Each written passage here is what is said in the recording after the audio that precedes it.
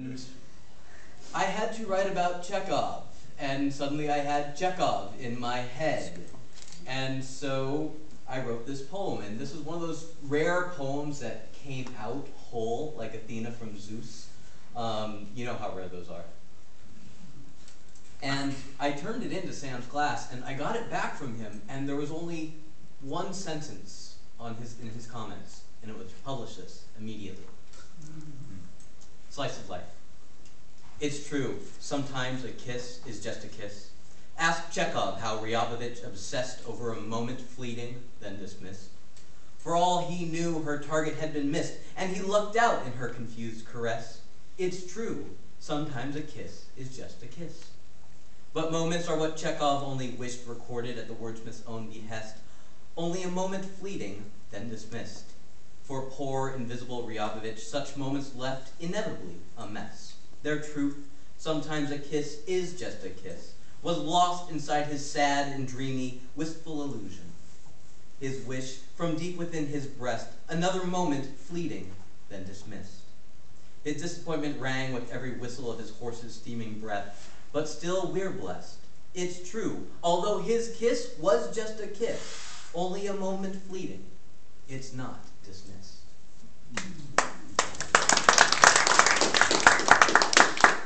And you did publish it too. I did. That was published in the fall 2008 Raintown Review. So I did take your advice. This next is a work in progress, which is going to be kind of funny because some of my students are here. I recently got peripherally involved with the San Francisco poetry scene, and I went to an art/poetry exhibition about Barbies. And of course you go to these things and you're inspired. So, Barbie, my student. In the tail month of summer, ostensibly the fall, another term had started and the students filled the halls. My 7:30 class was filled with caffeine fumes from all the non-fat mochas their downturned mouths consumed. How many were in to wake before the sun?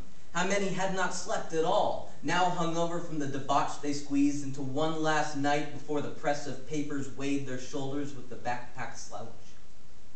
One face stood out amongst the stuporous stares, the bright, if slightly vacant eyes of cobalt, the perfectly parted smile, the flawless skin, the almost plastic sheen, all framed by a magnificent coiffure of corn silk. Barbie? I called from a list of faceless names to match the sea of anonymous faces. "Present," she said in ringing tones. And thus this doll, this classy dame, did don the mantle of freshman composition student. With the coming weeks came riveting lectures on proper punctuation placement, the complexities of compounding sentences, the intricacies of inductive logic, and the fun of fallacious thinking. The gaggles giggled at the word fallacious. Their first essays were the usual messy mass of mediocrity, of generalizations and floppy thinking and hypothetical proofs, all except Barbie's. Hers fit on one page, 2 independent clauses, a run-on. "Math is hard. Let's go shopping." "But Barbie," I wrote in comments longer than her essay. "This is a run-on, 2 independent clauses jammed together without proper punctuation or conjunction." Student slumbered through my lumbering explication of ethos, pathos, and logos, aka the Three Stooges. Disdained my rules of right club. Rule number 17, omit needless words. And ignored my passionate entreaties, given in genuflected obeisance, to use specific examples, as evidenced by their second essays. All except Barbie. "Math is hard. Let's go shopping," her essay said, in perfect, comma-spliced simplicity.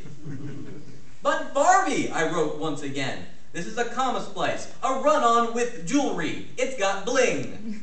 That tiny comma is pretty, but it don't mean a thing because it ain't got the heft of a semicolon to attach those 2 bulky independent clauses together. Nail in that comma, and you've got yourself a sentence." My students staged a coup in the days before Thanksgiving, taking the opportunity of a proposal on education to suggest I find a new line of work.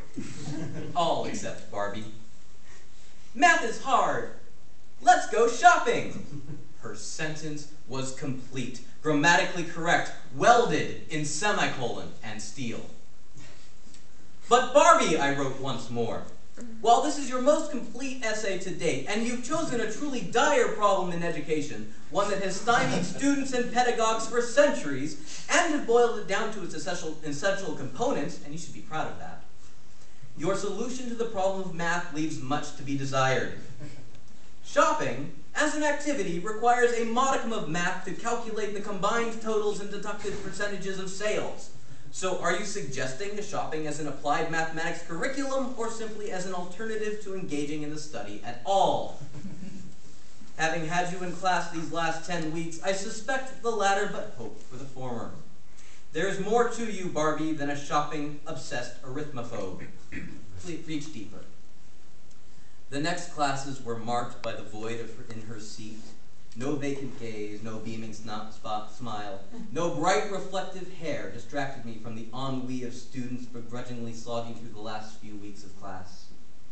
With their final essays due, via email for those with pending lawsuits, a singular name appeared in my inbox. Subject, final essay. Barbie had come through. With anticipation, I opened the attachment and saw her final words. "Life is hard," Barbie wrote. "Let's go shopping!" All right, I have one more to read. It's a brief lyric that I wrote. This is about the one who got away, but the thing about poets is we tend to raise regrets into beautiful flowers. This is called Maybes.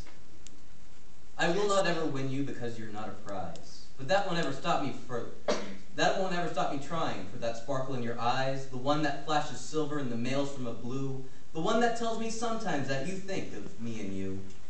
We press forever onward, up and away, out and even forward toward that maybe of a day, when our dance then brings us closer. Maybe partners, maybe not, but the look between us lingers on, mayhap our fingers touch. But maybes are for dreamers, what-ifs of soggy clay. They hold no shape, fall in themselves, collapse by end of day. Thank you.